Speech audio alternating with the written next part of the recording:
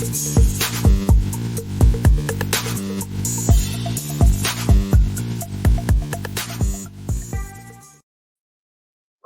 to another installment of Tag Me In, where the triple threat brain trusts a tag over the good, the bad, and everything in between in the world of professional wrestling. I, of course, am the unofficially official Lip Dizzle, joined with none other than Big Van Scoot Vader. Because it's time. It's time. time. It's time. It's Vader time. Sir. What up? What up? What up? What up, though? One of the underrated big men.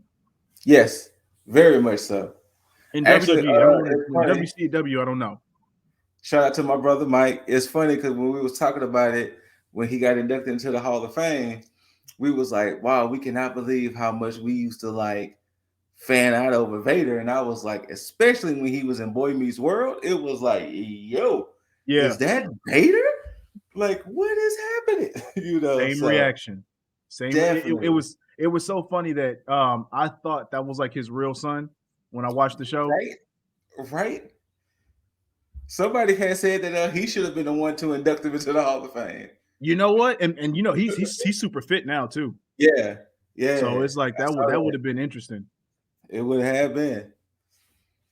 But yeah, so I mean, it's been a minute, Tag Me In and all that, you know what I'm saying? Dizzle been holding down the channel, you know what I'm saying? Introducing that Dizzle moment. Check them out. Check it out. Oh, yeah. You know what I'm saying? People been busy, schedules and things. Dizzle had to hold down the channel like gravity, you know? I mean, hey, look, I ain't the only one though, because even when I was gone, Scoot was out here holding it down. Man, like we gotta gravity. hold this tag down. You know what I'm saying? We're a tag team for a reason. All them entendres saying bars. I mean, you gotta look at it like this. I mean, you got to consider everything that we do individually, like solo films and like our Tag Me In and hot tags that we do are like the team up movies. So exactly, you know what I'm saying? How y'all be fucking with the Marvel movies and shit? Fuck That's with how the tag this movie. is. Exactly.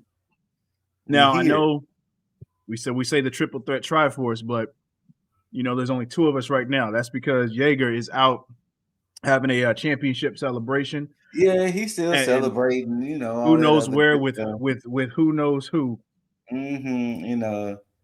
He probably too busy to deal with us. You know what I'm saying? He too busy celebrating his little victory. He squeaked out. He wasn't even in the conversation. Wasn't even in the conversation. Not at all. But it's cool. It is. I mean, look. Right. Look, Jaeger. When you see this, just know transitional. That's the word. That's the word of the month. Transitional. And I will be this channel's three-time champion. 3 times. We ain't letting that shit happen. We can't. 3 times. I'm not about to let somebody lap me like that. Well, no, sir. Hope to build up to WrestleMania Backlash. I hope it's good. Shit, that's the one thing. Hope it's good and not as predictable, because shit. That is also true. Speaking of wrestling and predicting and all of that. Oh, I love that segue. Look, from last Friday up until Wednesday. Oh, was that? Yeah. There was a lot of wrestling. Man. Impact, Ring of Honor, GCW, Joey Janela, of course, WrestleMania, Ring of Honor, which we will talk about that in a minute. Dizzle gonna give some highlights of that. There was a lot of wrestling. We spent almost 2.5 hours alone talking about WrestleMania week. So definitely check that out. You know what I'm saying? It was Jaeger, Jugs, both of us. We spent a good time talking about everything WrestleMania. it was a lot of wrestling. So drop down below what you enjoyed by this past week in wrestling. Did you enjoy WrestleMania? Did you watch WrestleMania? Ring of Honor, Impact, GCW, little indie promotions, whatever you fucks with, let us know in the comments below because it was a lot of wrestling. And I know for a fact I didn't have the time to watch it all. Yeah, it was. I wanna make time to go back and watch Super Card of Honor, but it was a lot of wrestling. You know what? Speaking of Super Card of Honor, let's go ahead and touch that first before we get into NXT and Dynamite. So Okay. Dizzle, you got the opportunity to watch Super Card of Honor. So how did it feel? Well, first and foremost, how did it feel to have Ring of Honor back? It felt right. Now, of course, there were the rumors that even after Ring of Honor was shutting down shop, they still had stated they were going to do Super Card of Honor. So that in itself, we already pretty much knew. That's true. But going into it after the announcement that Tony Khan had purchased Ring of Honor, that's when it made the show feel a bit bigger. But there was Yeah. also a little bit of confusion as to what was going to happen because there was speculation that, you know, previous owners and those that were set to either showcase or work on Super Card of Honor didn't know if they were even going to be on the show. So there was that deal there. So nobody really knew exactly what the show was going to hold as a whole. Okay. And even going in, I think the only real thing that I knew for sure that I was going in to get was Briscoes versus FTR, as Yes. well as Jonathan Gresham versus Bandito. So Also, that's who Gresham fought. Okay. yeah, they for basically winner takes all match. Oh, okay. Now it makes sense why Gresham now has 2 belts. Spoiler alert. so Okay. so I'm only gonna speak from when I came in because Jugs had to remind me. Jug sent me a message and he reminded me, it's like, hey, yo, Super Card of Honor is going on. And I don't know if I thought it was a different fucking day, but I was WrestleMania mind. So I was like thinking about, oh shit, well, tomorrow is going to be NXT. Got to, make sure I'm focused enough to watch that. So when I turned it on, I came in, it was in the middle of Mercedes Martinez and Willow Nightingale match. Okay. So I had missed quite a bit of the card so far, but it wasn't, I didn't miss the meat and potatoes of the card. So I had missed some of the stuff that happened with Tully Blanchard, Brian Cage. Brian Cage is now pretty much in a stable that was created by Tully Blanchard at this point. So really? we'll probably get more into that. So that's what Tully's doing Okay. since he's been fired from FTR. So Brian Cage now has somewhat of a prominent role. I don't know if it's going to carry over to AEW, but it damn sure will carry over to what's going on in ROH. So that's a good thing for him. Swerve had a match with Alex Zane. He won that match. I didn't see that.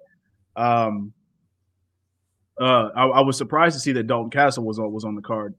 Yeah. So, and then of course Colt Cabana was. Well, I think he was the first match, I believe. But when I came in the middle of the Mercedes Martinez and Willow Nightingale match, they were actually competing for the interim Ring of Honor women's championship. Because the Honor still has it, right? Correct. Okay. Correct. And so this match is what kind of started the trend of what would come to pass as what I thought was going to be an agenda-filled thing first, which I was kind of worried. So the match with Mercedes Martinez and Willow, it was an okay match. It wasn't like, it wasn't the best, but it served its purpose. Mercedes Martinez, of course, is your ROH interim women's champion right now. Okay, congrats. So she's now, of course, doing something which is weird that it wasn't. Well, I mean, I understand why it was Mercedes Martinez. It's just weird that you wouldn't throw that bone to Ruby Soho. Oh, Ruby. Oh, okay. Especially with thinking about how she's talked about how she wants to win championships. I mean, this would give her something to do in the process. Give her an interim title and then give her a marquee match with Deonna Purrazzo, win or lose. So at least giving her something to work with up until she eventually gets into the tournament, Owen Hart tournament. So okay, But what about the accent? Do you think it would have been better if it was Ruby? Or since Ruby is kind of where she's at, it makes sense for it to be Mercedes. No, it makes sense for it to be Mercedes. It would have made sense for it to be Ruby Soho. But as far as when you talk about Mercedes Martinez and Deonna Purrazzo, it makes sense in that because even commentary kind of built it up saying Mercedes Martinez is the one that actually has beaten Deonna Purrazzo. Oh, okay. So they're going with that storyline. So that, which I'm pretty sure Mercedes may not beat Deonna on that end, especially when they're building up. You know how that shit goes. Yeah. They'll talk about how they haven't beat this person. They end up getting beat by that person. So surprise me if you want to, AEW. I don't give a shit. Because Deonna Purrazzo is a good champion anyway. So who was another person that was disserviced by WWE. But then after that, like I tell you, I came right in time because after this match was FTR versus the Briscoes. Okay. Yeah, that's what no, that was a co-main event? No, it wasn't the co-main event. They had 2 other matches before the main event. Really? Yeah. That sandwiched this. And I know Cornette got mad about the fact that it was like, why wasn't this match higher on the card? Like, why did you have this, not either main event or co-main event? But this was co. Yeah, they pretty much what they did is they had all the title matches at the last half of the card. Okay. So when this match from the jump, I mean, you think about all the promo, and this is the self-made promos between the Briscoes and FTR. Okay. Commentary was on fire with this one. Like, and commentary was on fire throughout the entire show, just to keep it 100 on that one. But this match, the crowd, FTR should have been the heels in this one, judging by them coming into ROH and just the whole deal with the Briscoes, of course, beloved by everybody. Yeah, they worked this match as neutrals. Like, they didn't give a shit if they worked heels at times or babyface at times, but either way, like, this match was non-fucking stop. Inside the ring, outside the ring, there was no downtime, and the fans were eating this up. This is one of the main reasons why I said that watching this and then going in next day to watch NXT did not stand a chance. Because this match alone, just for tag team, like this right here is probably one of my, like, right now I can tell you right now, this is my tag team match of the year, period. Okay. Even after what happened last night? Yes. Okay. Yes. Absolutely 110%. Last night was cool. Okay. Last night was good. They had good character work, but it's like when you think about just what the Briscoes bring to the table, which is why I think it's a disservice that TNT, TBS, or Turner Broadcasting in general is against having them on AEW. Because they deserve prime time television. Right. Absolutely. So it makes sense why FTR won these titles, because I think Briscoes would have been fantastic winning this match, but this match is what set up the match that we got last night on Dynamite, because right after the Briscoes lost, FTR basically gave them the stage. Like, they hugged it out. They allowed Briscoes to be in the ring and get chanted by the fans, and so FTR walked off. As soon as FTR walked off, Young Bucks come in, super kick both Mark J. Briscoe. And so then FTR comes back out, and then they, run off Young Bucks, and then that's what set up this match. And they were going to set it up for the Ring of Honor tag titles.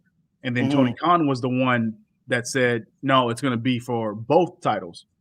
Okay. So I was wondering why all of a sudden both titles were on the line. Okay.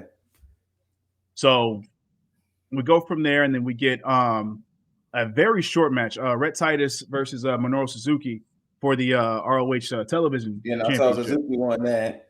Suzuki did win that. I hated that this match was so quick. Like, this match had no business being as quick as it was. But basically, it seemed like it was, Yeah, the majority of the second half was all the foundation members. Okay. So Okay. Rhett Titus, and then of course you had Wheeler Yuta versus Josh Woods for the ROH Pure Championship, and Okay. this upped Wheeler Yuta stock. I didn't expect him to win. I expect him to have a good showing, so that way it can be like carry on with the storyline with Regal and the Blackpool Combat Club. Yeah. But I didn't expect for him to win, and when he won, I was like, oh, we're definitely about to get some more story. Josh Woods, by the way, Josh Woods, give this man look, either give him an AEW contract, Mm-hmm. give him some higher pay on ROH, whatever. Yeah. Josh Woods would honestly be fantastic in WWE as well. Okay. Yeah, Josh Woods, yes. Like, I mean, Red Titus is good too, but I'm saying like Josh Woods, just the look and the feel that he has is just fantastic. But Uh-huh. they had a good showing, him and Wheeler Yuta for the Pure Championship, which I usually don't like these type of gimmick matches with the Yeah. way they have things set up, but it's like I'll when you think about Pure Championship, it makes sense with the way that they go about it because it is purely wrestling. They have rules set in Yeah. place that actually make I mean, yeah, sense. they have like rules and things like that. Mm-hmm. Yeah, Okay. like it's not like how it was with damn, what was that championship in Impact? Uh, not the king. What the king? No, not the king of the mountain. No. Shit, the one they had kind of like MMA. Hold Yeah, where on, they had the judges and shit. hold on. I'm gonna look it up.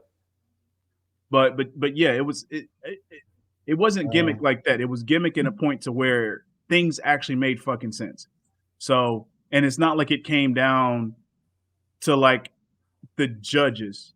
Like there were still pinfalls involved, which I actually do like. It's just there was a certain amount of rope breaks that you could have and all this other shit.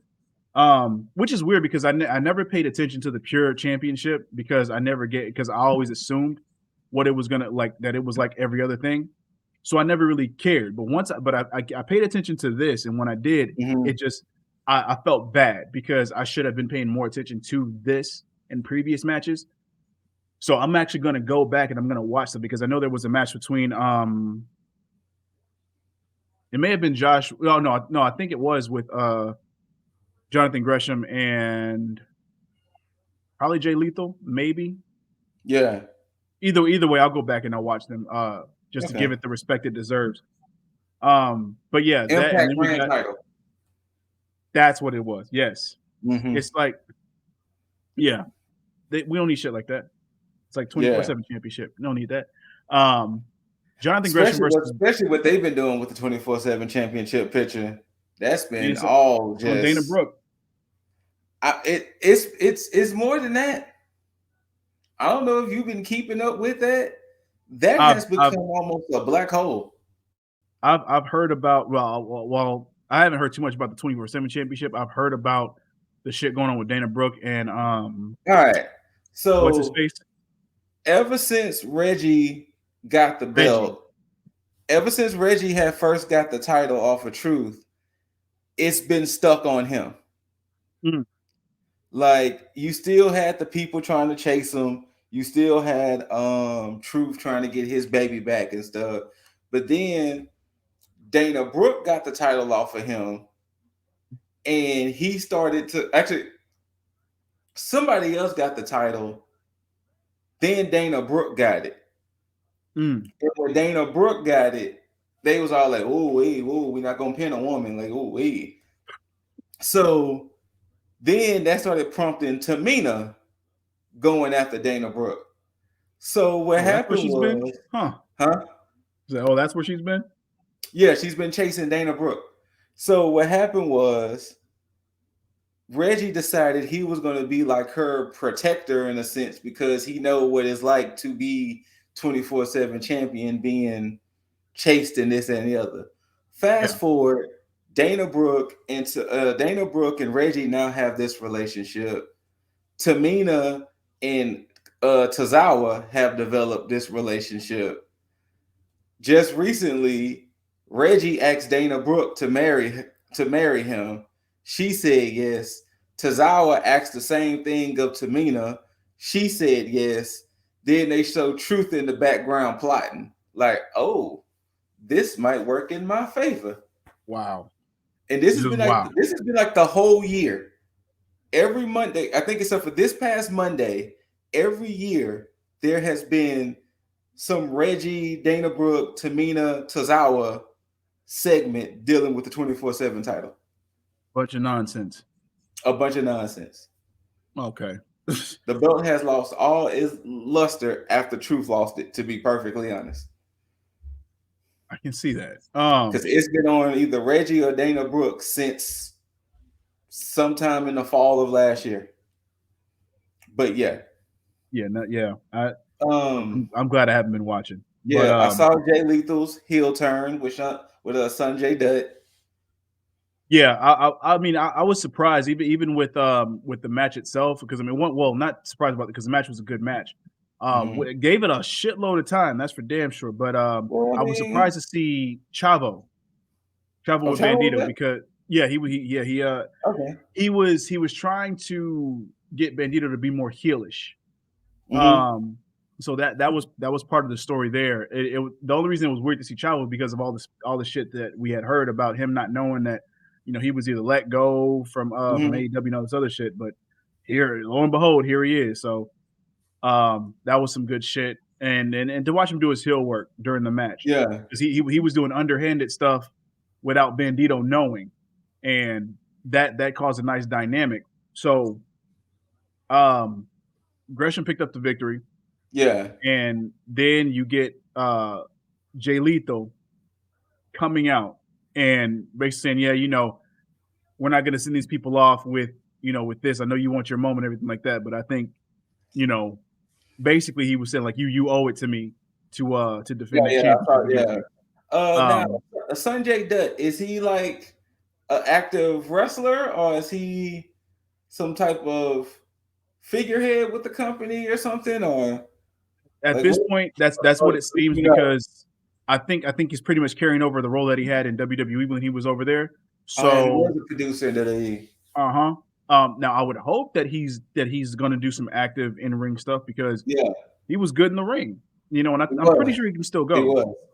Um, but as that was going on, of course, you get the turn from Sanjay Dutt because it looked like he was breaking them up and then turn around. But I mean, you saw the recap on Dynamite, Yeah. and then of course you get Joe coming out. They let that breathe because they had the fire going on the Yeah. screens and everything like that, and it's like the music started playing. Nobody knew who it was. Because Until one, the you could name barely hear popped the up, music, right? and then he can't know his name. I don't think his name even popped up. I think he just walked the fuck out, Oh, he and just then his walked out? name Okay. popped up. And then after that, it was like, oh shit! Like I was popping hard for this shit. Like I'm sitting here Yeah. just like, oh god, like because it made sense for one. I said holy shit maybe like 25 times because I was like, thank you, thank you, thank you, thank you. Because it's like, yeah, I wanted him in AEW, but to have like that, this like if you were gonna bring Joe somewhere, this was the perfect place and time to do it. So yeah, and then he gave Jonathan Gresham his moment, and he walked. Because Lee Moriarty already came out. That's what it was.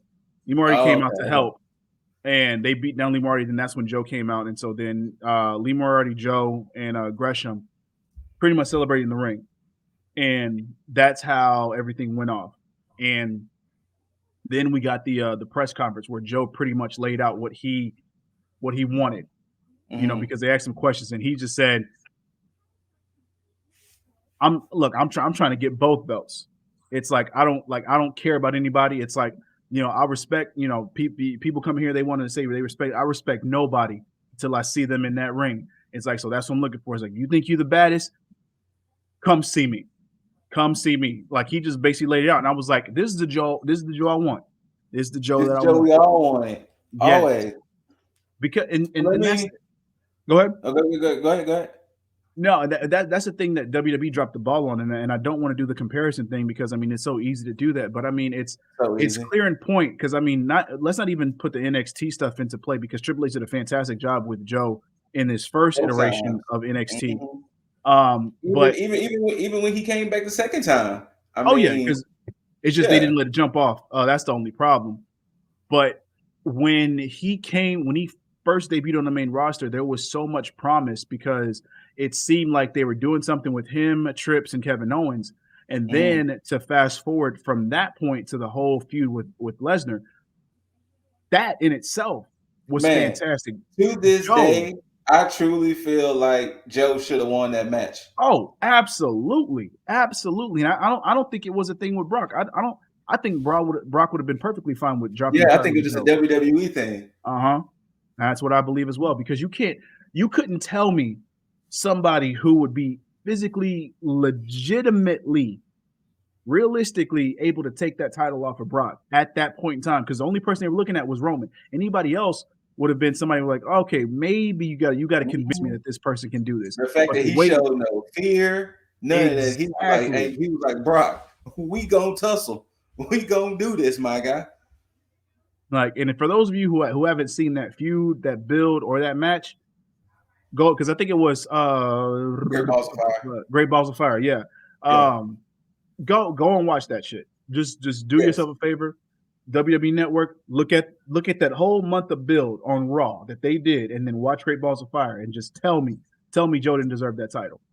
Um, but yeah, that was Super Card of Honor, and then I had to go and watch NXT and WrestleMania right after that, the All right, next so day. let me ask you the hard hitting question when it comes to this now. Now Hmm. that now that TK Tony Khan owns ROH, and after watching Super Card of Honor and after watching Dynamite, how do you see the integration of ROH and AEW going? Like, do you see it being how it is right now? Do you see it being one of those ROH can be the NXT to AEW? Like, how are you seeing ROH going forward now since they didn't have the show? Now, I do believe ROH can stand on its own as its own entity, because I mean we've seen it before. Okay, But my that is true. thing, and it's weird, it's in a weird spot, because whereas I could see it as a developmental to AEW, which it would be perfectly fine if that was the case. Mhm. But I think Ring of Honor has so much star power with its history and its legacy that I think that you would have to just make it its own thing that's connected with AEW. I don't know how they would do it, but I think one thing you don't want to do is you don't want to downgrade the titles that they have there. You Okay, don't want to make them like that, like they're a secondary show titles, because that's how it's going to feel. I think you just need to have it to where they're just like two connected universes, where it's like you got storylines going across both, which I think with the roster that AEW has, it's going to benefit them more, okay, because that was gonna be now, the next question I was gonna ask you. That does Ring of Honor need the AEW integration? yes, for their roster, I think they both need it, because it gives Okay, AEW star power. It gives, I'm sorry, it gives Ring of Honor star power from AEW, and it gets the critics off of AEW's ass saying, okay, you got people on standby, you got people that can't do stuff. Because I mean, true. you think about the tag teams, like case in point, we keep talking about the Acclaimed, and they deserve a tag title run. Hell, now you got ROH titles that they can compete after, and they're still just as legitimate as the AEW tag title. So that makes Okay, perfect sense. So that's where I stand on it. Like make it its own entity that's connected with AEW, especially okay, since you have the whole thing with Joe Lethal and Jonathan Gresham. That's all pretty much interwoven. So that's gonna be a sick ass triple threat match if they if book they it as go a that triple way, threat. That's gonna be a sick ass triple threat. oh man, man. And hell, Like, bring the foundation down to AEW. Shit, give Gresham, because I know Gresham's contract status for anywhere was under wraps. Like nobody knows about it, and he hasn't yeah, been talking about it.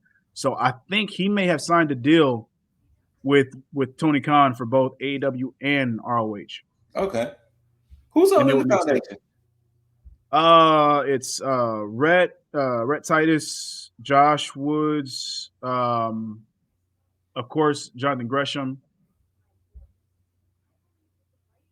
somebody else, and it's not. Hold up, we gonna figure this out. Yeah, because yeah, that's the. I mean, I would say personally speaking, after seeing some of the highlights and seeing some of it, it would be to the best of interest to have a lot of the future stars and things like that go to ROH and kind of mix in with that because, like you said, it will help the whole. Oh, they're not using a claim, or they're not using uh X, Y, and Z. So it will help their stock because it's like, yo, Moriarty down there tearing it up. Y'all ain't paying attention down there. You know what I'm saying? Or you know, uh, hell, isn't Yuta one of the champions?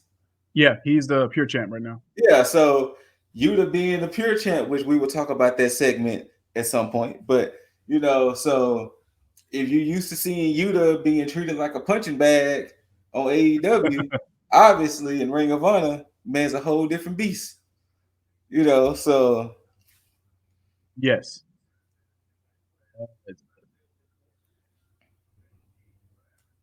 but yeah, so I think that definitely would be a helpful situation. AEW having ROH and sending a lot of their people who aren't getting the quote unquote stage time down there. Yeah. And again, it's only going to, and that's what I was worried about with them purchasing ROH, because I didn't know what their plan was. And I'm fine with Tony Khan keeping things under wraps. You never want to let all the cats out of the bag, but Mm-hmm. the more I look at it, it's way more beneficial. You get more eyes on the product, and now you have the legacy of ROH. So you get those fans trying to see what's going to happen now that ROH has been salvaged. So Mm-hmm. as long as you don't take away from what ROH has built, which is why I said it can be developmental, because it has been before. But I think Mm-hmm. because of everything that's progressed so far, it may hinder it down the line. But if you keep it its own entity and just connect it with AEW, then you give it that much more respect. So yeah, it all Big. depends. All right, now going back to this week in wrestling, NXT. Now I know I was kind of running through NXT a bit during our WrestleMania weekend recap, but Toxic Attraction won the belts back from Raquel and Dakota after Raquel and Dakota just won on Saturday morning. Toxic Attraction got it back Tuesday night. Now, Wendy Choo tried to pull the whole orange soda to the face again. Mandy Rose interfered and stopped it. They chop blocked Raquel again, and then they hit the hollow on Raquel. Boom, 1, 2, 3. Toxic Attraction's 2 times champ. From that, Kai is all big mad, so Kai will get a title shot against Mandy Rose come Tuesday. Yeah. Braun Breaker came out, popping his shit about, him getting the belt back from Ziggs, which, if y'all didn't know, Ziggler retained Saturday morning and lost it Monday night back to Breaker. Whatever. Gunther and Imperium come out, and when Gunther was like, "Hey, yo, fam, I want that belt, yo." And Breaker was like, "Hey, we can do this tonight, my guy. Like, say less. Do this Yeah. tonight." Um, I'll get to that. Um, Cameron Grimes, come out there saying, finally North American champ, ABC, XYZ. Solo Sokoa come out and was like, well, let me be your first challenger then, my dude. So next week, we're going to get Solo and Grimes for the North American Championship. Um, we're going to insert a pin when I say this one thing. MSK was back there talking, and Grayson Waller and Sangha come up and was like, I bet we can get them belts off of you. And they was like, well, fine, we'll do this next week. And like I said, we're gonna circle back to that situation. Um, what else? Duke and Dexter had a one-on-one match, and I'm gonna just leave it at that. I'm gonna just leave it at that because if y'all been seeing what's been happening with Index and Druja, is it Super Druja? pain. No, Duja. Duja. Doja, that's what it Index is. and Duja. I'm waiting for all this to be over with. Um, What else? What else? What else? What else? What else? Oh, the Creed brothers finally found out who defaced their gym and attacked them backstage is NXT UK's former tag team champions, Pretty Deadly, which, by the way, is an amazing tag team name. Yeah, Because and both they changed their dudes, names. because both dudes look very model-esque and shit, and they call Mhm. themselves Pretty Deadly. Amazing tag team name. Uh, so it looks like we're gonna get Pretty Deadly versus Creed Brothers. What else? What else? What else? What else? What else? So basically, break. Oh, Fabian Eichner walked out on Marcel Bartel. Oh, Jesus Bartel. Christ. He walked out on Bartel, and we don't know where the hell Eichner went. Eichner just like disappeared, so we don't Yeah, know where he went. So it's we'll definitely get into that information too because that's yes, connected to one of our topics. yes. So shambles. Imperium might be in shambles right now. Um, what else? What else? What else? Von Wagner, Von Wagner vignettes. Uh, Tiffany Stratton, she had a vignette. Uh, what else? So Gunther, Braun Breaker. Breaker gets the W, and then throughout the night they were showing Joe Gacy segments, and the final Joe Gacy segment showed Rick Steiner. And as the camera was panning out, you see Rick Steiner is tied up. Joe Gacy and Harlan kidnapped Rick Steiner. So looks like Braun Breaker's next opponent will be Joe Gacy. The Now, I don't know if disrespect. he's going to win. I don't know what's going to be the whatever to it, but we're going to get Joe Gacy Braun Breaker feud. So that was pretty much NXT after Stand and Deliver as a whole. Yeah, that. Now, wait, do we want to go serious first, or do we want to go sort of lighthearted first? Look, we're gonna keep lighthearted first, and then we can All get right. into the serious nature. All right. So potential call ups. There's word that LA Knight is a potential call up.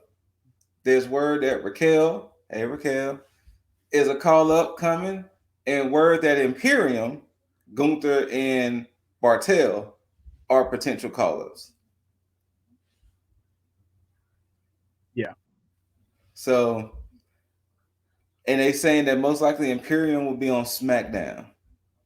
Yeah. So which is weird that there's a question mark on Fabian Eichner because you think about Imperium, you think about one hell of a fucking tag team, even Yes, Walter aside. yes. But it's like what because even in the report they state that they're trying to bring Imperium up, but then they say Gunther and Marcel Bartel. They don't say Mm-hmm. Fabian Eichner, which is like so that means you're trying to bring Walter Gunther and and Marcel Bartel as a tag team. That's what it's gonna seem like. It's like, why don't you just bring all of Imperium up and let them do their shit? And like at least in the mid card area, hell, I would honestly put them on fucking Raw. Now, Um, also too, there was a dude standing in the audience during the Imperium stand, and I don't know if he's a superstar that they just didn't want to acknowledge, but they did show a dude when Gunther was going against Breaker that he was standing there the whole time, doing the Imperium stance. So I don't know if they're gonna try to make him the third member or what. huh. So yeah, because the camera panned to him, and I can't remember if they acknowledged him or not, but he was standing there most of the time doing the stand. So we don't know what's going to be the story of him either. Go back and check that out then, because Yeah. that's interesting. So, but yeah. So those could be potential call ups: Raquel Gonzalez, LA Knight, and Imperium minus Eichner. Now, see now, and now for the disrespect portion of that whole segment is that the fact that L.A. Knight is in talks, well, as far as the rumors say, to be called up in the same way that Adam Cole was going to be called up, not to be an in-ring performer. Wait, what? This is new to me. Yeah. So they said where he worked a dark match so far. So that's where some of because it was the same time they were talking about Raquel, they were talking about LA Knight, but Raquel's talks were more so seemed to be more verified that she was definitely going in, and LA Knight was pretty much just tentative, depending on what was going to happen. So one of the pitches so far for LA Knight was to basically be of a manager role because of his mic work. Now, this goes back to what I said be a about player coach. See, now this is what I was saying about fucking Sami Zayn. When you do something so well, they slot you in somewhere. Yeah. Whereas he could be a jack of all trades. LA Knight, Eli Drake is a fantastic worker. Not only that, he is a fantastic mic worker. And he's an all-around superstar. I don't know. I mean, I know you watch Stand and Deliver, but he got the crowd on his side. Like he got the over. Like anytime he does his stomps, anytime he does his punches, they yeah. And then of course he got me saying it. Let me talk to you. Like LA Knight got the people. that is future championship material right there. Yes. That's future main eventer material right there. Like you can't. This is where WWE just shits the fucking bed in situations like this because you have legit talent. You have legit future talent here. And even if you don't want to use them for long, that's fine. But you can at least help them solidify what the future is going to hold for WWE because you're going to be bringing in a bunch of legitimate athletes that can't work wrestling for shit. Yeah, they can go in the ring. Well, maybe not in the ring, but they can go, athletically. But not all of them can go in the ring. Not all of them can be a character. Half these athletes in the world don't have charisma. Mm-hmm. That's why you don't see all of them on Wheaties boxes. That's why you don't see all of them plugging certain things. That's why you don't see all of them being pitched from different companies because half of these guys and gals that are in the Olympics, in athletics, in anywhere, shape, or form, they have absolutely zero charisma because everything that they have as talent-wise is all done for that sport. They can't talk to anybody. They don't know how to have that. They don't know how to emote, and that's not the disrespect to them. It's that's a testament to what they're to the skill that they have by putting their all into their sport. Mm-hmm. But you can't expect them to go from one thing to the next without being groomed to do that. And LA Knight, a Samoa Joe, a Keith Lee, a Karrion Kross, all these people that you guys let go had that experience to help these guys to solidify your future. And you are absolutely doing a disservice to these guys. Not only the ones you let go, but the guys you try to bring in, because all you're going to do is make this shit as bland as fuck. Because you're going to run off all the guys with legitimate talent. Yes. Man. Yeah. Oh, and also too, Nikita Lyons beat Lash Legend. I forgot about that. Totally forgot that happened too. Why is Lash Legend still there? Like why? So why do we need that? The Battle of the Titans and Titans being a double entendre. Bring Tamina down. Bring Tamina back down and have her do the job. Hell, set Lions up with fucking Raquel Gonzalez. Horny Jail was saying, it was the battle of the booties and all, but yeah. Last Legend's issue to me, they shouldn't have gave her that talk show. No, absolutely not. I cringed and I was done the moment I saw it. I have no issue with her in-ring work because you can tell she's still trying to work it out. They shouldn't have gave her that Wendy Williams talk show thing, because if you're of the culture and know Wendy Williams, it instantly turned me away from her. It instantly was like, fuck. I want to like you, Lash, but not with you trying to be Wendy Williams. No, not at all. Not in the fucking slightest.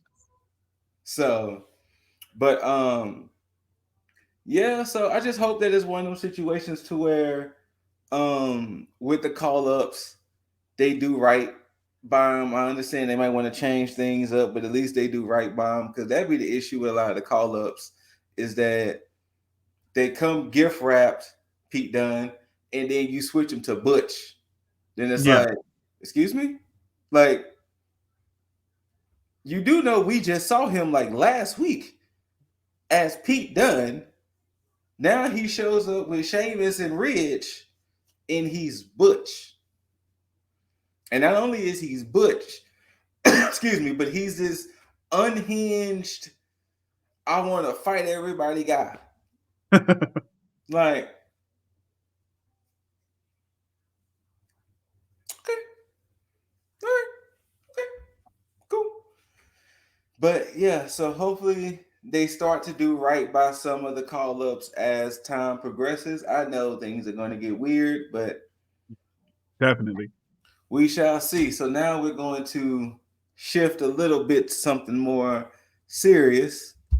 So, as reported yesterday, Nash Carter, one half of MSK, one half of the NXT Tag Team Champions, was released by WWE, and that's mainly because Kimberly, his former wife, has basically came out on Twitter saying that, he was abusive. She has pictures, this, that, and the third. And I guess the allegations are too bad to where WWE just decided they didn't want the bad PR and decided to go ahead and release them rather than, trying to see if it's all true and things like that.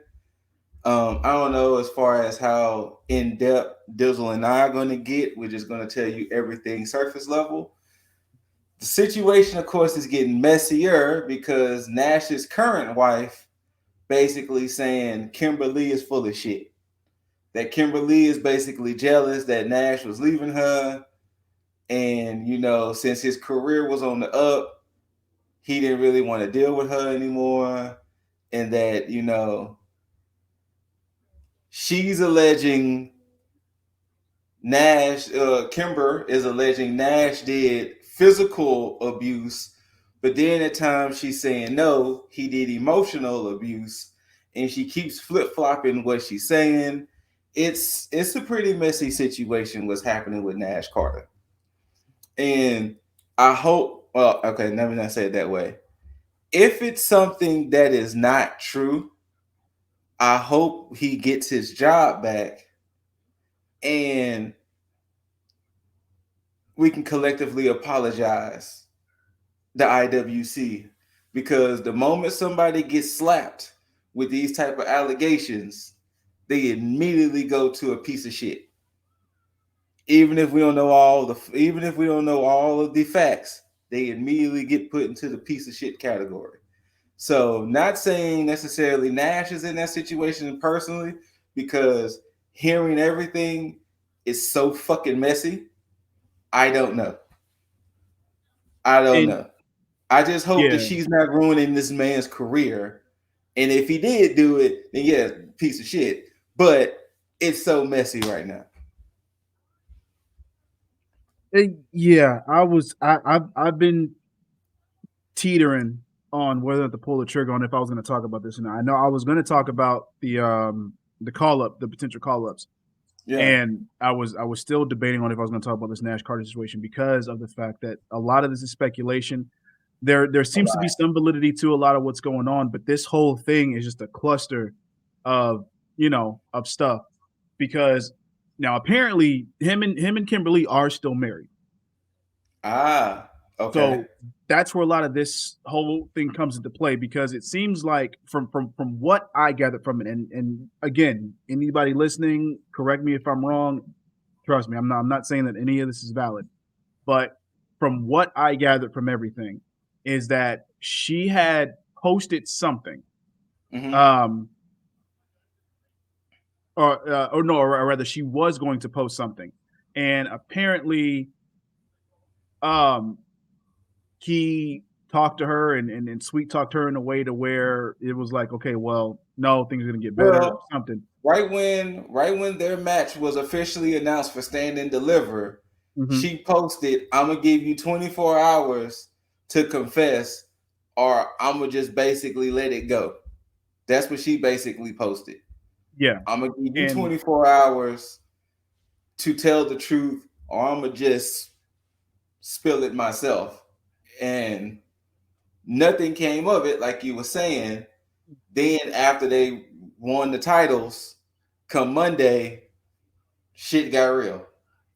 yeah, and that's where the issue lies here because again, you never wanna make light of a domestic abuse or domestic violence situation. Like you At never all. want to make light of that.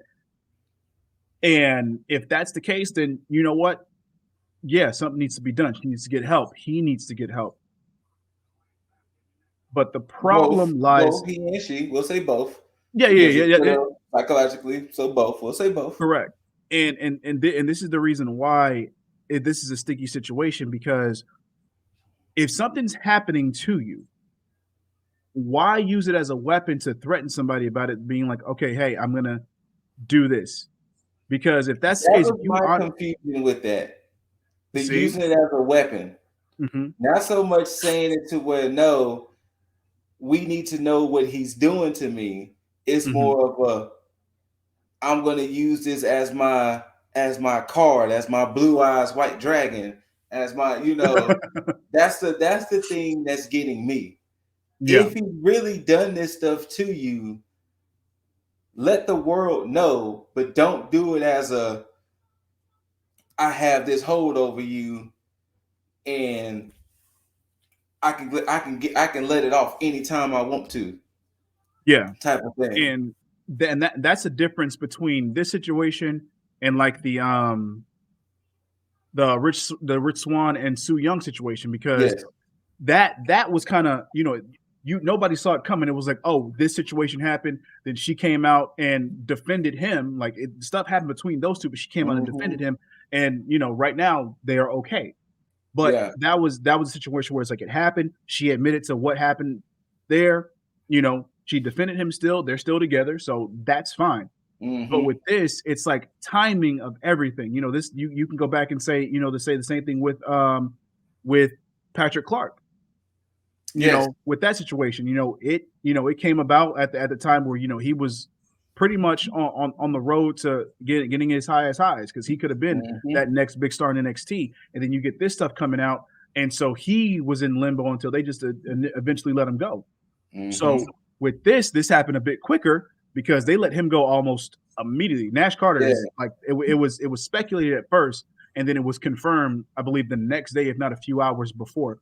Like Um, literally Wednesday, Nash Carter release. mhm. Which is crazy. I think it may be like the first time in recent history that a champion has been released.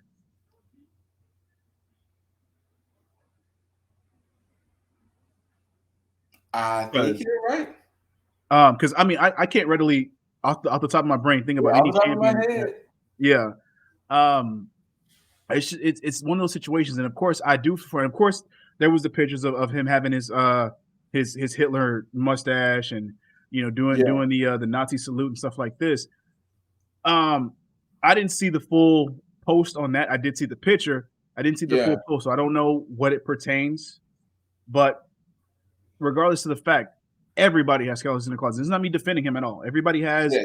their skeletons. Everybody has shit that they do behind closed doors. And I'm gonna say this shit like I say about the whole Chris Brown thing. Not everybody knows what everybody does behind closed doors, but I guarantee you, everybody knows somebody's talent. And a lot of what you do behind closed doors, if you're not hurting anybody, should not affect your business. If it's not affect, like again, he could be as racist as any. Trust me, there's a lot of fucking actors and performers in this world I who are mean, inherently. there's many allegations about the Young Bucks, and you motherfuckers out there don't say shit. So there's So many things about the Young Bucks' views and opinions. So Yeah. And there's a thing with there. It's like, but again, nobody's outright hurting anybody or hurting anybody's chances for advance. I mean, look at it. I mean, let's say hypothetically, let's throw the hypothetical out there. Let's say the Young Bucks are racist. This is not us saying that, so don't sit here and try to clip this shit and say that we're saying they're racist. No, it's a Right. hypothetical. Look how progressive AEW is, and these guys are EVPs, so they're not doing anything to hold anybody back. They're not hurting anybody. So there's no reason why they should be canceled or let go, because whatever views they have, it's just like political views. People Republican, people Democrat.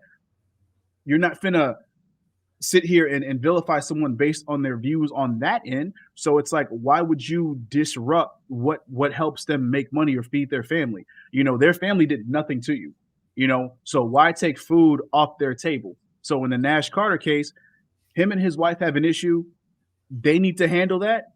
She needs to go about it the right way instead of going about it on social media. If she needs help, trust me, this dude is not with her 24/7. There are plenty of chances that she can take to go get a police report, go get help, one way or the other. She can be protected. So, and again, I'm not making excuses for Nash Carter. I'm just saying, at this point, there's a lot of things you can do. I would rather the proper process happen as far as police investigations, if arrest needs to be. I would rather the proper process happen than doing it the way it's being done now. And that's the problem with this society now. We throw out these allegations, we throw out these things, and it's like, proper process. Like, I understand we want to vilify this certain celebrity for doing this and doing that, but are we going through the proper channels as well? Correct. Because if this celebrity you are alleging is a serial rapist, let's get this motherfucker off the streets. Or if this guy or girl is a serious abuser, let's get this person off the streets. Yeah. Not, hey, I want to just make sure I ruin your life to where nobody will hire you again. That will happen with the proper process as well. Yeah, absolutely. I mean, and WWE should know better at this point, because I mean, look what just happened with Jeff Hardy. Yeah. They jumped the gun on that because, and granted, I can understand why they would, but again, they didn't go through the proper process to make sure, hey, is this guy sober? Is something wrong? Let's call a spade a spade. They were done with Jeff Hardy anyway. I mean, absolutely. I do agree with that. I do agree with that. Yeah. But yeah, I mean, that should have been an example for them at that point too. It's like, AEW, I'm pretty sure weren't gonna hire somebody who could have been a potential hazard to the company. Exactly. Now he's on TV every week doing perfectly fine, no signs, especially if he's over there working with Sting. And Sting is the one that should be able if anybody, Sting should have beef with him. Yeah. And if you don't know, Sting, Victory Road 2011. I think it was Victory Road 2011. If you don't know about that incident, Sting, if anyone, should have beef with Jeff. Yeah, 2011. That's right. Yeah, so TNA Victory Road 2011 is the reference. Yeah, and he's currently working with Sting right now. Thoughts and prayers to everyone involved in this situation. I guess we can just wait and see how it goes. We shouldn't necessarily vilify Nash until we get the full deets. We shouldn't necessarily vilify Kimber at the same time. Keep us out of y'all's business, too. We don't need to know everything that's happening. Yeah. Keep us out of y'all's private business when it comes to that situation. That's because for any preferred. Nobody wants to hear outside people's opinions, because I'm pretty sure Nash has been getting his mentions blown up. Yeah. Thinking he's this. So let's see what the due process is first before we truly vilify Nash or Kimber. And even when we find out, let them handle that shit. Let them handle it. But going back to this week in wrestling, it's a very salacious title, but Cody has been doing his rounds and doing his interviews, and basically, in a nutshell, he said it without saying it that he basically had a falling out with Tony Khan. He had a falling out, and things just wasn't what he thought was going to be at AEW. Now, the thing I say personally is, well, I'm gonna say that I say personally. The question I would ask you: what do you think, if we had to potentially guess it? What do you think happened between Rhodes and Khan that caused the fallout? Well, this in itself is news to me because I remember watching the WrestleMania uh, Well, he post did an presser. interview with a magazine, Okay. and right when he debuted for sure, they released the interview. And Oh, in the okay. interview, oh, actually, you know what? I think I clipped it. Now that I'm thinking about it. Hello. Uh, yes, he did an interview with Variety, and Mm.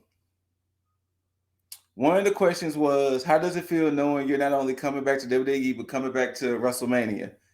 Everyone who knows me asks me how I'm feeling, if I'm really excited. The answer I kind of keep giving everybody is it's just a really heavy feeling. When I first got into wrestling, I was solely in the WWE system and I had that dream of getting to the top. Excuse me. Then dreams were like rivers, as Garth Brooks' songs say, and it veered and it changed. Then we were able to do what we were able to do with AEW, and that's something I'm very proud of. But to be able to revisit the thing that I set out to do in the first place when I didn't think I would get their chance is just heavy. So that was his basically thoughts of coming back to WWE slash WrestleMania. Then he said, of course, everyone wants to know about the details around your AEW departure. I choose to remain silent about my departure from AEW, and I'm going to keep my word on that. There's no shoot interview, there's no nefarious tale that's going to be told. There were all these different theories, and none of them are correct. I mean, there were things about money and creative control. They were printed as fact, and it's been a very difficult 2 months to see that. When the reality is that it was just time. It was a personal matter, and we couldn't move past it. I have nothing but respect for Matt, Nick, Kenny. I'm rooting for Tony Khan. His name is going to bankroll and support this entire alternative and revolution that AEW became, but for me. It was just time to move on. I got an opportunity at my dream. I get another chance at it, and you really can't leave any stone unturned with that. Mm. Yeah. So that was his interview that released with Variety right when he debuted. Okay. Yeah, it kind of the same. At least good 80% of that is like the same talking points that he gave at the WrestleMania press conference. Aside from naming Bucks and Omega, and then talking about Kenny a little bit more. So with this situation, I can see how that would have been a fallout based on like the direction, because Kenny I think Kenny alluded to it, and I think the Bucks may have alluded to it here and there. But yeah, because I think Kenny was the one that said Cody was the one that was like pushing to compete with WWE. Yeah. And of course now there has been some clarification with Cody on that end based on how he like poking fun at people that he used to work with, but it's all that inside joke type thing. So which I can agree with. I can understand that. Now, in this situation here, and I wholeheartedly believe this even from the beginning. I always knew Cody was going to go back. It I can was see that. it was I can see always a that. thing I understood because it's and I think and it goes back to the moment that he had that debut vignette for the Bullet Club at New Japan. Because once I saw that, I was like, yo, that's star power right there. Now let's see what happens. And he went on, of course, to go do New Japan, go to ROH, and raise his stock there to where you can see what WWE wouldn't allow you to see when he was over there. So And then once again, too, we have to realize So I don't want it to make it seem like I'm caping for WWE, but we have to realize WWE's long tenured career, they have a history of whatever plan they see, they're going to see it out. It's rare plans change. Stone Cold was meant to be Stone Cold in WWE. Vince McMahon was meant to be Vince McMahon. Undertaker, The Rock, Bret Hart, Hogan, all of these people were going to get pushed to the top. Trips, can't forget Trips, HBK. They were meant to be the superstars of the company because WWE was going to make it. Same thing they did with Cena. Same thing they did with Roman. That's how we turned against Roman at that one time because it was like, okay, y'all are just forcing it down our throats. Hold up, Scoot. Let me clarify that for the people that's watching because they're gonna take something you said and say, oh no, WWE changes stuff all the time. We get that. What Scoot is saying, whatever agenda WWE has in place, they're going to go forward with that, which is why Roman and John Cena has been shoved down everybody's throats. All right, Scoot, continue. Same thing we can say with Charlotte. Same thing we can say with Becky. Whoever women you could insert here. Same thing they did with Sable, China. Insert they did whatever do that shit with Sable. Yeah, hell yeah, they did that shit with Sable.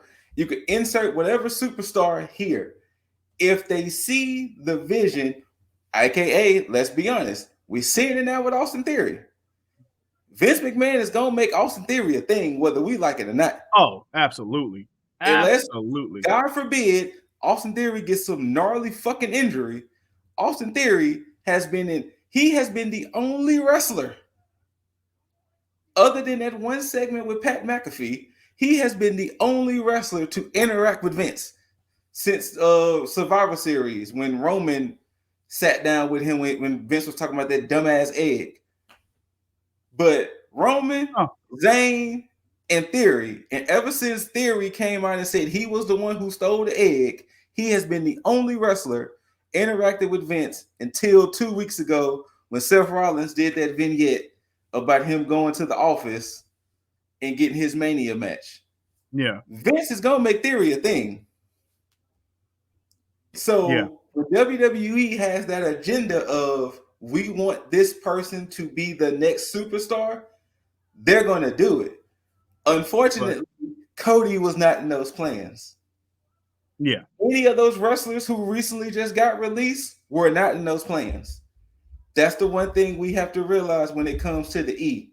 Whatever plans they have set out and whatever agendas they want to do, they're going to do it, whether we like it or not. Yeah, plans might change like Kofi Mania. That was a happy accident. Yeah. Things like that will happen with the E, but for the most part, whatever agenda they have set out, they're going to see it through by hell or high water. Yes. Yes, absolutely, and that's the thing with Cody and why I believe like this was meant to happen. Even with it's almost like when you start hearing the rumors about Cody Rhodes, like saying that he's gonna be done around 40, he's gonna get into politics and stuff like that. Like you knew that as far as AEW, he was on borrowed time. Like there was, him, and it almost makes sense as to why he implemented that stipulation where he would not win the world championship. Yes. Because it's like, okay, now I got a fail safe to where it's like, if I do leave, I'm not leaving anything on the table. Like I'm staying true to that. I'm never going to win that title. I'm going to build this TNT championship up and leave it at that. And then when it's time and my contract is up, I've already done what I need to do over here. This company is going to be fine. I'm going to go ahead and make this dream a reality. And I can't fault him for that. Because if that's what he had, if that's his plan that he had in mind, especially the promo that he gave on Monday, if this is what the pitch was and they're going full force with this, I'm all for it. Because there's no way that any respectable person in the IWC can look at Cody and say that he does not deserve this. There's no person that can sit here and look at this and say, you know what, Cody's a sellout because he's going back. No. And let's be honest. Call it what you want. Fuck y'all. How about that? Because if the man has a chance to live out his dreams, what you mad about? I mean, at the end of the day, he still helped build the company y'all love so much. Exactly. Whether you want to admit it or not, he still helped build up AEW. Whether you want to admit it or not, he still built it up. And if WWE is going to give him his chance to live out his dreams, hell, look at what he was saying in the promo alone. He referenced his dad. Yeah. The first thing, referenced his dad, Madison Square Garden, everything. He got choked up a few times during it.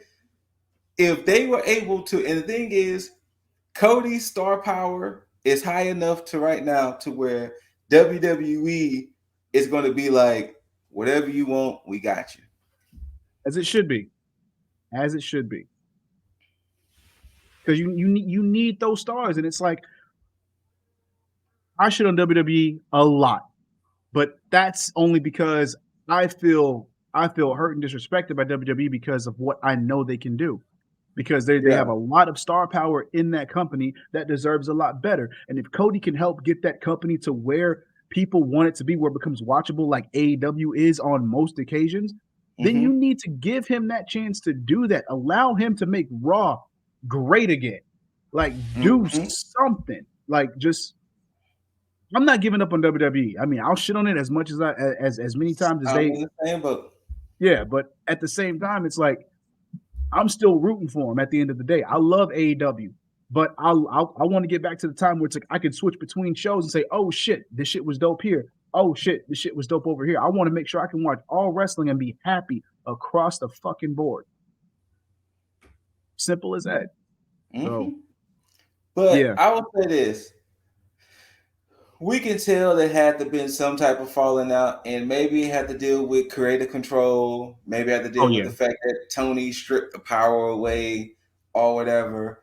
But at the end of the day, and I think one thing a lot of people tend to not notice and realize is that Cody and a few of the guys, when AEW first started, Cody, Jericho, and a few others were the only people in that company that knew how to do weekly TV. Yes. And even when you were watching Cody's matches, his matches felt so differently than what was happening on the rest of the card. Yes. And let's call a spade a spade. A lot of his matches were the high class WWE matches. When WWE starts to have legit matches like Seth Rollins and Cody, that's the type of matches Cody was doing. I mean, let's just be real.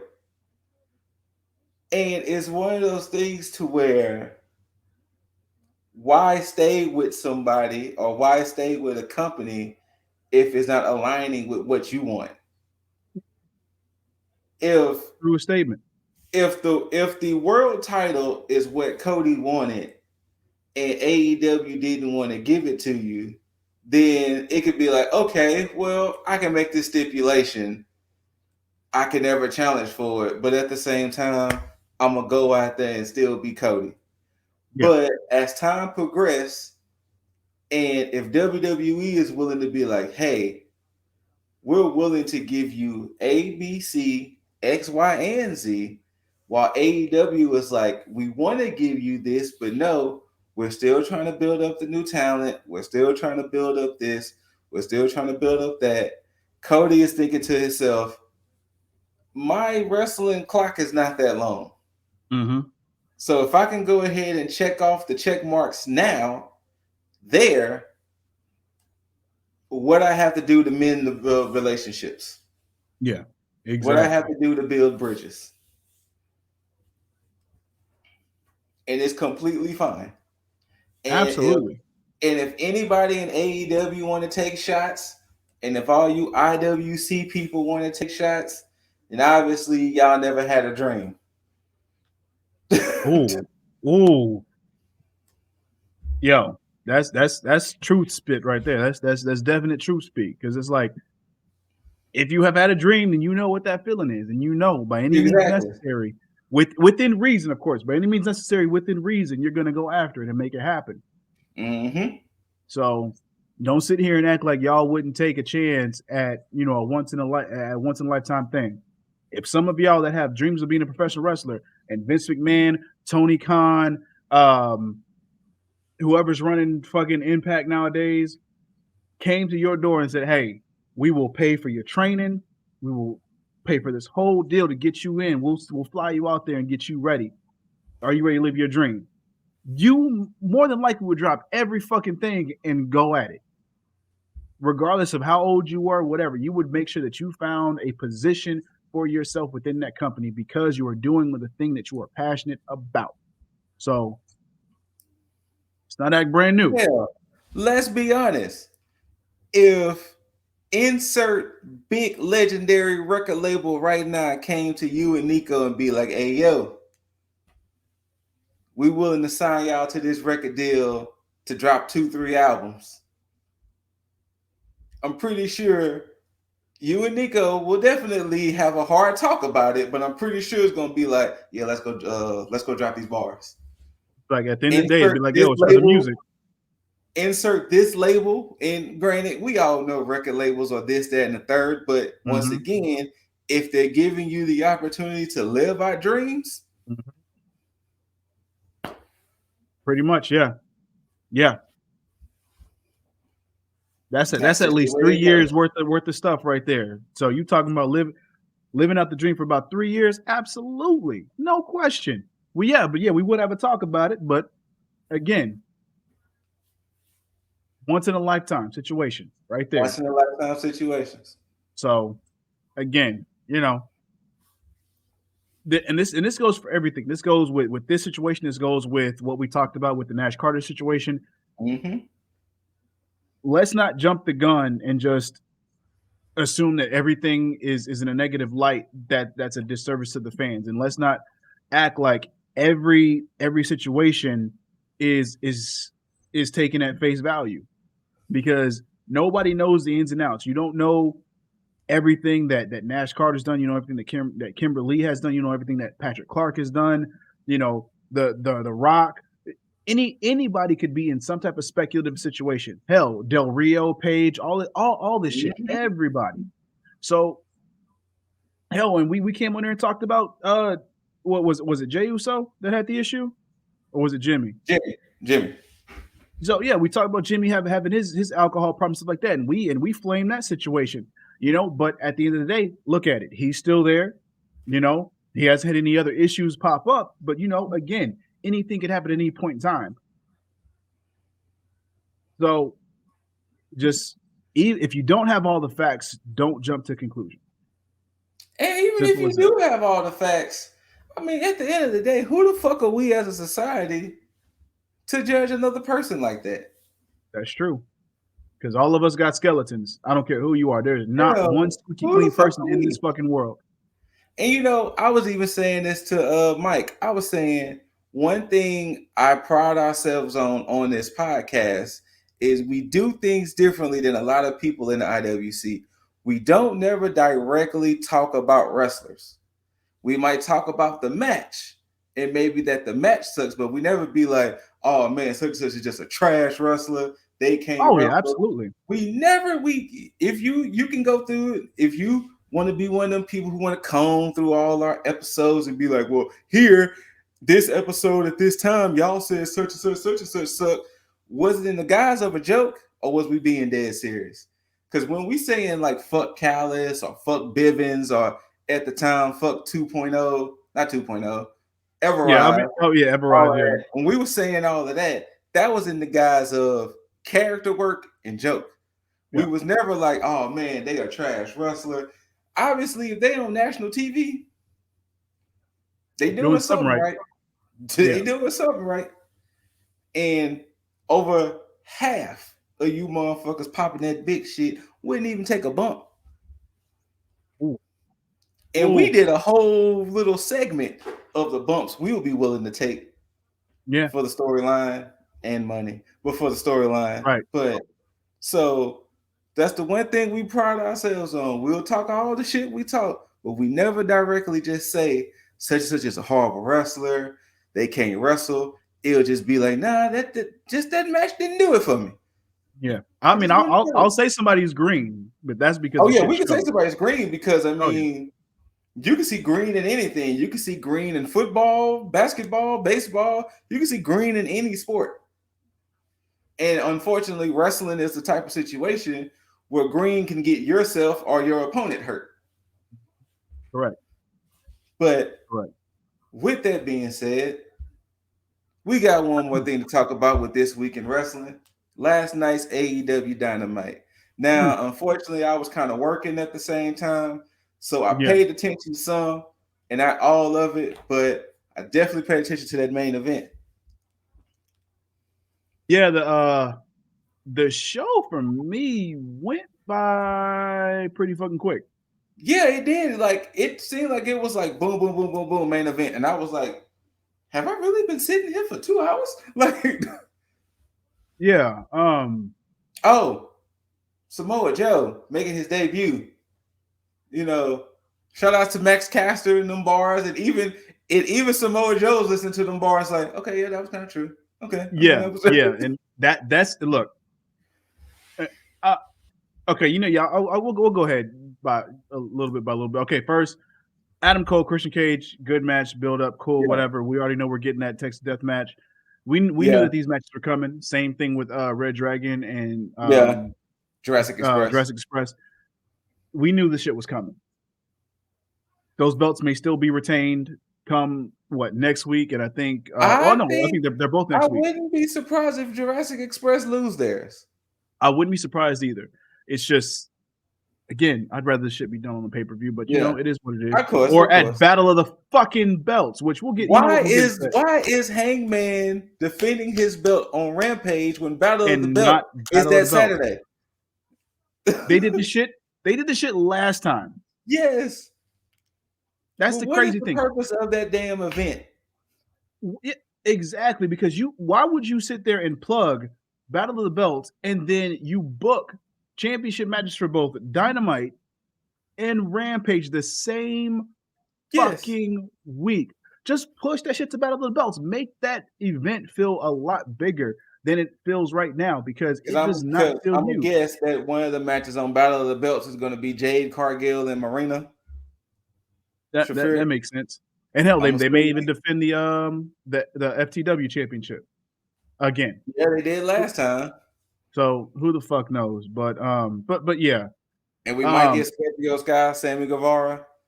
And see, that's an issue that I have. Scorpio Sky needs to be prominent on these fucking TV shows. Right. Because this, like, you're making a bad case for yourself, AEW. Like, this is one of your champions. This is somebody who has been clamoring both for himself and from the fans to have gold put on him. Mm-hmm. He is an underutilized wrestler in terms of Dynamite. He needs to be more prominent on Dynamite, in ring and on promos. Scorpio Sky is a good promo and a fantastic in ring performer. Let him do his thing, please. He's a champion for a reason. Show the people that.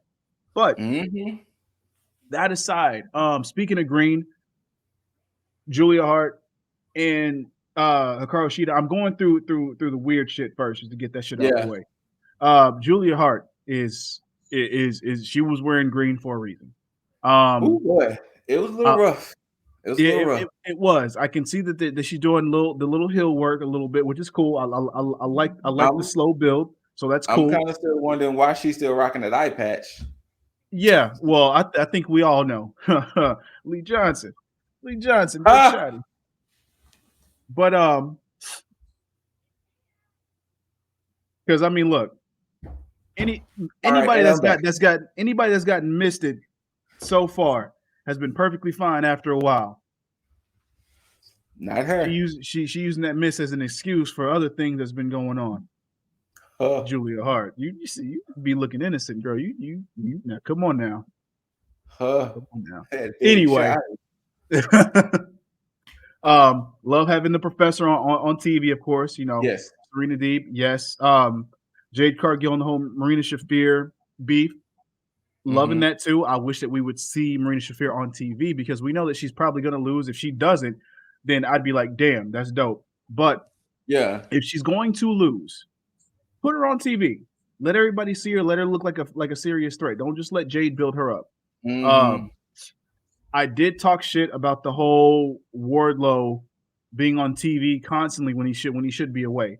I take what I said back because as I'm watching this and as I see the repetition that they're doing with him just beating down people and coming in, they're making him look they're making him look more legit as a big guy. Mm-hmm. And I'm like, okay, I can see what they're doing. And so Tony Khan on that end, I take back what I said. I apologize because I was thinking that you were booking this shit horribly.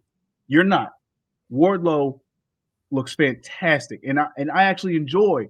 Like last night, I enjoyed seeing him come in, and it's like, yo, that kind of brings back to the old days when it's like you would have somebody come in the Attitude Era and like come Mm-hmm. through the crowd or whatever and try to wreck shot, especially if it was like a Stone Cold. I'm like, yo, Yes. I got that feeling back. So keep doing what you're doing. Um, the Hardys, same thing kind of with that. I Did kept not saying, care one bit about this match. and no, so I don't care. I didn't care about the match. I thought the match, whatever, which is weird because I don't know what their table match rules were because I didn't Both see them. opponents had to be put through a table. Oh, okay. So that again, something that Yeah. makes sense. They took a gimmick that could have been botched, i.e., Cena and Sheamus from a while back, from years ago, Yeah. and they made a fail safe to where it makes sense. So I'm cool with that. Um, if this is in any way, shape, or form their way of getting to the broken universe, broken Matt Hardy and brother Nero, I then I'm deal with it fine. until then. It's like they're basically milking this Hardy's cow, for its last bit. Say, okay, we're gonna give everybody a nice little comeback, give them that, and then we're gonna go ahead and give them what we really want to give them. Then I'm fine with it, but do it as quickly as fucking possible. Yeah, because Yeah, and then too they'll help that the AFO keeps coming out, and then Hardy Sting and Darby keeps coming out, and it's just like, yeah, rinse can and we repeat. see an end to this, please? the The only good thing to come out of this whole deal is that Private Party are now wearing dark colors. They're not standing out like a sore thumb, like they actually look like they belong in this fucking stable. Yes. So thank you for that. But that's about as positive as I'll be about that situation.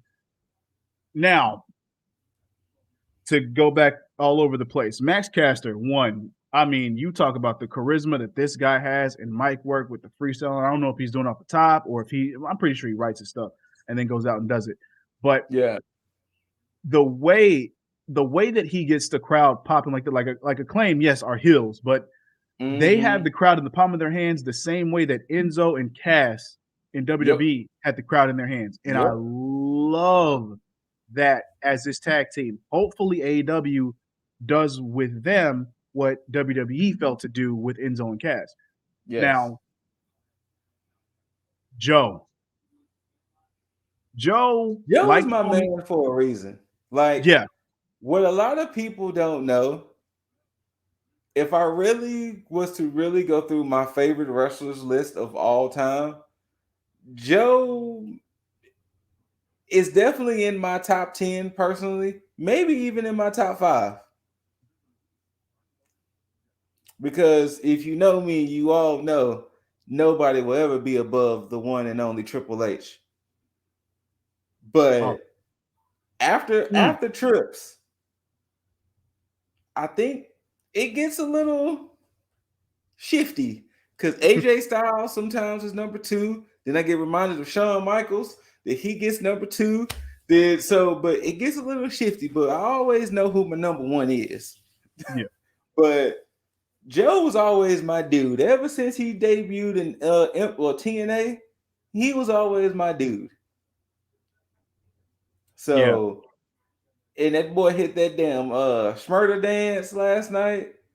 All And Joe. that's why it goes back to that whole thing. Because I was the moment I seen Joe once the match started, it immediately brought me to Tony Storm the previous week because I'm Mm-hmm. looking, I'm like, Joe is having fun.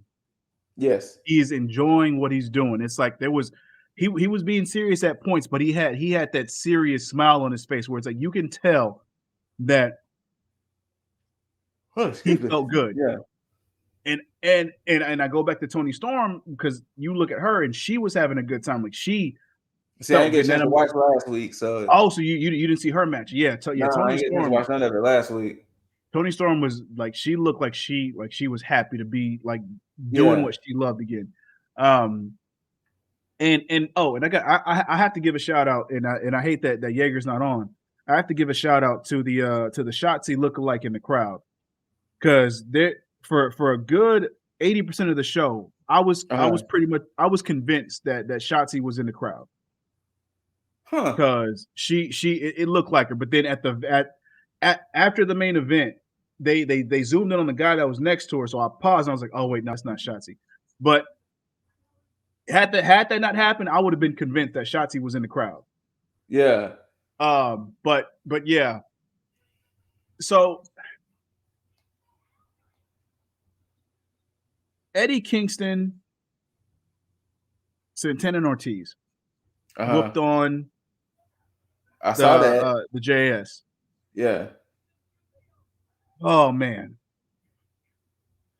You These know, I guys. will say this. If it wasn't for Kingston and Santana and Ortiz, I would totally not care. Oh, and that's the thing. I like the JS. Do I you? wish I do, for the people that's in it, and Okay. what, and because they got me with their promos, because they're milking this whole sports entertainer thing like it's like a tongue in cheek Yeah, yeah, thing, yeah. and I like it because everybody that's doing it outside of Daniel Garcia, they seem like they belong, because especially this seems like a 2.0 thing that they would do, like especially like they seem like stooges for Jericho. That's why I want them in the ring more. Daniel Yeah. Garcia, it only reason that it makes sense because it feels like he's indebted to Chris Jericho. Okay. Yeah. So that's why it seems to make sense on that end. And of course, with Jericho getting back in shape and then rocking his old school hairdo, it's like it Yeah. it has a refreshing nature to it, and that's why I like it. But I do want to see them more in the ring, and I don't want to see all these backstage segments and promos in ring. Okay. I want to see them do more wrestling, because I'm pretty sure this is what they're trying to showcase. Like, yeah, you got the star power behind it. Get these guys in the ring. Let Daniel Garcia do what he's supposed to do, and let 2.0 show you why they deserve to be tag team champions Yeah. where they weren't in NXT. So that's that. Jake Hager, I mean, he can do whatever he wants, I guess. He's just a heavy. I mean, and that's the deal. I mean, he's playing his part. Yeah. So now with Eddie Kingston, there's that sense of realism, which I'm glad we have Kingston, we have Santana Ortiz, we have Joe, we have all these guys, Mox, Danielson, Regal. We have all these guys that are in here that are given a sense of realism. So it's not just one person; it's multiple people that can make you feel like, oh shit's getting real. And that's why I'm excited about this tournament, because Yeah. I thought it was Yeah. just going to be the females. I didn't know there was a male tournament as well. Yeah. Yeah. So Yeah. It was announced originally it was going to be, you know what, honestly, they should have did all three. They should have did male, female, and and tag tag. team. Oh, Because Owen was a prominent tag wrestler too. They should have did all three. I would like to see another tag tournament. I mean, thing is, AEW does tournaments very fucking well. Yeah, they should have did all three. I said this on Tag Talk, where I said I like the fact that they're actually doing qualifiers for the tournament, because they're able to flesh it out more, and it's able to breathe. And the way that they're building everything up, it's like they're utilizing people who I mean, I'm sure they're going to utilize people that haven't been used in certain points, which I mean, I'm pretty sure we're going to see a Mox, we're going to see a Danielson, we're going to see a lot of Yeah. shit come out of this, along with storylines as well. And for the women, I mean, come on. If Serena Deeb don't win, I'm pissed. That's my stance on this tournament. Man, she would need to. She would need to. Now I don't know if Ruby Soho is going to be in this one. I don't If even know if I Serena want. Deeb don't win, that's my official stance. Yeah, I kind of want Ruby Soho to kind of stay away from this one. Yeah. Give it to Deeb and allow the shit to breathe for her, so that way she can go off and do her thing with probably Thunder Rosa, where she'll probably take that title, and Mm-hmm. then bring Ruby Soho back to take that title off of Jade. I would say So I can see Ruby taking the title off of Jade. yeah, it would make sense. I can see Um, that. No, hey, if y'all yep. been following us long enough, y'all know how I feel about best friends. Willa Yuta, go ahead and just smack fire out of Trent. Just go ahead and smack fire out there, dude. I look. I'm loving this whole thing with them Yeah, and with Trent having his issues with Willa Yuta, and then I just go love ahead and smack fire this out of Trent, nature. yo. Go I ahead and love smack Yuta's nature right fire now too. and go ahead and join that Blackpool Combat Club. But yeah, go ahead and just smack fire out of Trent, yo. Don't be letting that man talk to you like that. Go ahead and smack fire. Not only smack fire, but then burn the fucking t-shirt. Burn that best friend's t-shirt. You know what I'm I do saying? want to see that match though. I do want to see the Yeah, match go ahead and between those smack two. fire out of Trent, yo. Wait, Trent's gonna wrestle Danielson, Trent's gonna wrestle Danielson and And Yuta's Mox is gonna gonna wrestle wrestle Mox Yuta again. again. Mm-hmm. It's like what, the third, fourth time? like the third or fourth time, yeah. But of course, Dynamite was capped off with Mm-hmm. FTR versus the Young Bucks for the Ring of Honor tag team titles and the AAA tag team titles. Yes. Them boys went at it. Yes. I love the antics they was doing. I loved everything. I will say this: there were times I thought the match was going to go the other way, and There were if two it occasions did, I thought that was, yeah. I would have been pissed. I would have been pissed if the Young Bucks would have won. Like I'm not even like I like heel Young Bucks, this, that, and the third, but I would have been pissed if FTR would have lost those belts last night. Yeah. Because them boys really prove why FTR is one of my favorite tag teams of today and of all time. Yeah. Actually, if I'm saying of today, New Day will always have a personal connection because of reasons. But if Mm-hmm. I'm just solely basing it off of just wrestling, FTR is probably my favorite tag team today. Yeah. But I'm so glad we have them as a tag team right now. yes, because boy, that match really is gonna make me go back and watch them versus the Briscoes. If I don't watch anything else on Super Card of Honor, it's gonna be FTR versus the Briscoes. I'm telling you that. But Oh, I love the way Young Bucks tried to use big rig. big rig and everything, and then FTR using the BTE trigger. Then I only used the BTE trigger, but then it was like, nah, fam. Then we gonna hit the big rig. But see, and that's the thing with FTR, because see, with this match, it was more character work than what happened with the Briscoes, because Mm-hmm. they did the BTE trigger. They did, and I thought they were gonna do the whole BTE trigger, do the whole pose and everything, Yeah. but they didn't, and I'm glad they didn't, because it made what happened after that even more just cherry on top. Because after they did the BTE trigger, they grabbed Matt, and they did the two cheek kiss, Yes. which I was like, oh, because you wouldn't expect it from them. No. And I was like, Yeah, yeah, okay. picked him up, boop, dropped him. And that's all she wrote.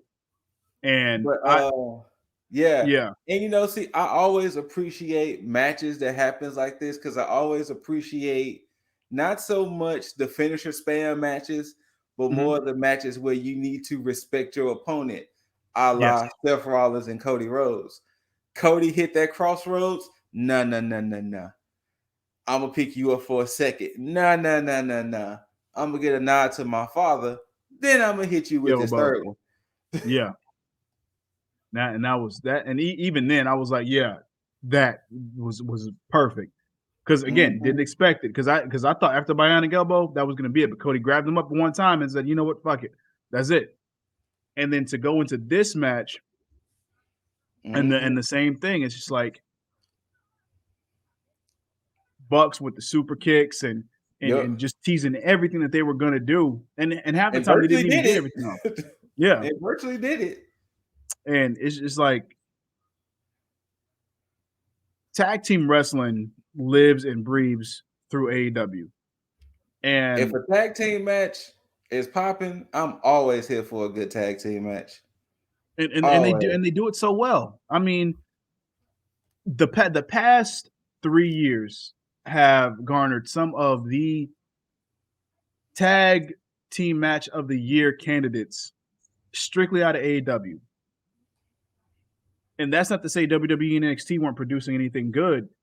It's just there's such, you talk about character work, ring psychology, in ring, everything is all encompassing when you get to these matches of AEW. You think about Bucks and FTR1, you think about Bucks and Omega and Page, you think about FTR versus Omega and Page. It's just on and on and on and on. And it's like, yeah, hell, you think about Proud and Powerful versus Best Friends in the street fight. Like, when's the last time you seen a street fight that fucking good and that emotional? It's like, come on. So AEW's doing it, and I appreciate that they're taking the care and concern, especially with letting this feud breathe to the point to where this is like a year plus out of when last time they actually faced Bucks. Yeah, man, just keep the shit coming. I'm glad that they didn't overshadow this with the whole Pinnacle stuff going on. So we'll see what happens next week for damn sure. But yeah, AEW, good fucking shit. Even if your show went by and it blew by fast, you had ups and downs. That main event, capping up that main event, and making FTR look as strong as they do, especially with them coming out of a fucking brawl of a match with the Briscoes and have them compete at a high level with to go back and watch that. Yeah, man. Thank you. And I hope that y'all keep pumping out the good shit every week like y'all have been. So keep being consistent. Well, then, for an episode that I didn't think was going to last as long as it did, we banged out those topics, didn't we? Yeah, we did. Oh, we did. You know how it is. Yeah, I didn't think we had enough to make it last this long, but hey. Hey, look, the hits keep on coming, and so they know when we got to do something. Yeah, definitely gonna talk about whatever the fuck happens on SmackDown this week. So yeah, it is a SmackDown after Mania, ain't it? It is. But yeah, I totally forgot. But y'all know what it is. Y'all know what to do. As always, whether you loved it, hate it, don't forget to rate it. Thumbs up, thumbs down. Leave all your comments, concerns, questions down below. Even if you got smoke, I know I ain't said this in a while, but Scoop wants all the fucking smoke. So please go ahead and send smoke signals in the comment sections. Hit that notification bell to get updated on everything that we drop each and every fucking week. But most importantly, as Scoop just did, tag that mother effing subscribe button. And but you know what? Me and Scoot here, we gotta warm up, warm it up. Gotta let you and then get that bada bam. Now, until you see these handsome faces and hear these immaculate voices, we bid you all adieu. And until next time, you beautiful, Buzz. Come out to play. Don't have the bottles, but Jaeger. That's right. Because the word of the month is transitional. Jaeger. And until we looking time, for you beautiful mother effers, tag the fuck yeah.